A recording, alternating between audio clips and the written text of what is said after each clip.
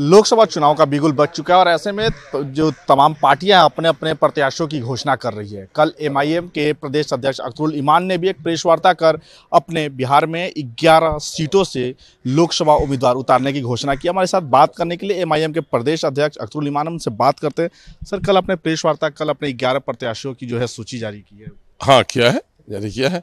हम लोग अंतिम वक्त तक प्रयासरत रहे कि हमें इंडिया का हिस्सा बनाया जाए, लेकिन इंडिया गठबंधन के जो लोग हैं वो लोग नहीं चाहते हैं कि दलितों को और अल्पसंख्यकों को कोई मान सम्मान और उनका वाजिब हक दिया जाए। ये जुमला मैं नहीं बोलता, बल्कि बिहार की जाति आधारित गणना कह रही है कि मुसलमानों का और दलितों का जो बुरा हाल हुआ है इसी कारण से हुआ है कि इन लोगों ने हमेशा दबा के रखा। ये लोग नहीं देना चाहते उनका वाजिब हक। यही वजह है कि इन लोगों ने अपने गठबंधन में मुझे शामिल नहीं किया। जब मुझे गठबंधन में शामिल नहीं किया तो अपने एग्जिस्टेंस को भी तो हमको बचाना है। हमारे लोग हैं, कार्यकर्ता हैं। अगर हमारा कल किसी गठबंधन हो जाता तो हम अपने वोट को कहते तो शिफ्ट कर जाओ।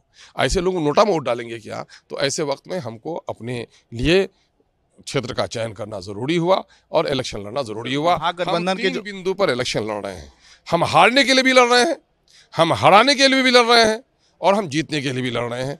क्योंकि ये राजनीति का सिद्धांत है कि जब भी कोई छोटी पार्टी, नई पार्टी मैदान में आएगी तो सिक्योरिटी किसी में नहीं है कि हम फलानी जगह जीत जाएंगे।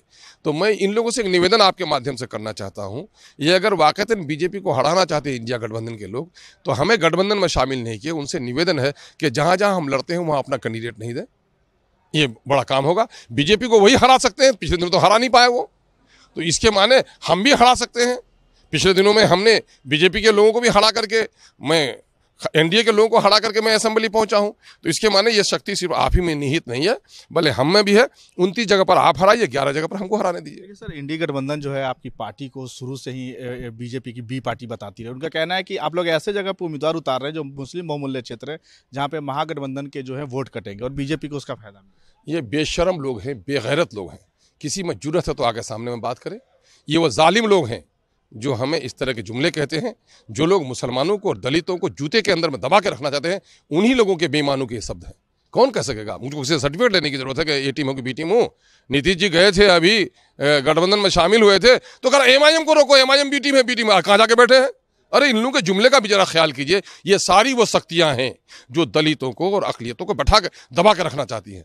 जाति आधारित गणना में आपने नहीं देखा कि बिहार में सबसे बुरी हालत अगर किसी की है तो वो दलित की है। 1 लाख से ज्यादा नौकरी उनकी खा गए ये लोग और 2 लाख नौकरी मुसलमानों की खा गए हैं। तो उनको ये गुलाम बना के रखना चाहते हैं। यही वजह है कि ये शब्द इस तरह से बोलते हैं। इनके सर्टिफिकेट की हमको जरूरत नहीं है। जनता पहचान गई है कि लोगों के हितैषी कौन है। जनता पहचान गई है कि अकलियतों के दुश्मन कौन है। एक आखिरी सवाल है कि आप सीमांचल क्षेत्र से आते हैं। आपके पिछले विधानसभा में 4 विधायक भी जो 5 विधायक जो है सीमांचल से ही जीत कर आए थे। लेकिन सीए जो लागू हुआ है, केंद्र सरकार की तरफ से सीए लागू हो गया है, उसका सीमांचल पे क्या असर पड़ेगा? मैं सीमांचल में पूरे देश में जो इंसाफ पसंद लोग हैं वो ये कह रहे हैं ये मामला तो जरा सा अभी जुडिशरी में भी है।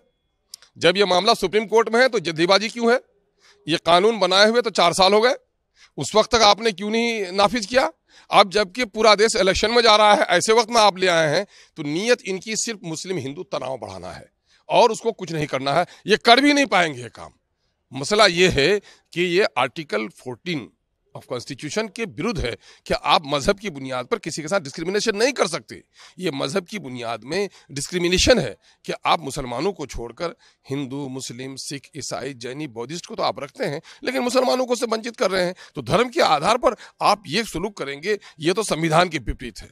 और जहाँ तक आप ये कह रहे लॉजिक दे रहे हैं कि साहब अफगानिस्तान में, पाकिस्तान में, बांग्लादेश में मुस्लिम बाहुल्य क्षेत्र हैं, वहाँ पर अल्पसंख्यक हिंदू प्रताड़ित हैं, तो आपको ये नहीं दिखता कि बर्मा में मुसलमान किस तरह से प्रताड़ित हुए हैं? तो आपका ये कहीं से भी नीयत आपकी सही नहीं है। ये जुमले सिर्फ देश के अंदर में तनाव बढ़ाने वाले हैं। तो हमारे साथ थे एमआईएम के प्रदेश अध्यक्ष अख्तरुल ईमान, जो जिन्होंने कल ही एक प्रेस वार्ता कल 11 सीटों पे अपने उम्मीदवार उतारने की बात कही थी। इन्होंने कहा कि महागठबंधन के लोग अगर सच में बीजेपी को हराना चाहते हैं और सत्ता से, केंद्र की सत्ता से अगर बाहर करना चाहते हैं, तो एमआईएम के जहां भी प्रत्याशी उतारे जा रहे हैं वहां पर इंडिया गठबंधन अपने प्रत्याशी ना उतारे। और साथ ही उन्होंने सीए पर कहा कि ये जब चुनाव नजदीक आया है तो केंद्र सरकार ने जानबूझकर हिंदू और मुस्लिम के बीच तनाव बढ़ाने के लिए सीए कानून लागू किया है। पटना से सहयोगी कैमरामैन प्रकाश कुमार के साथ नितेश सिंह, भारत एक्सप्रेस।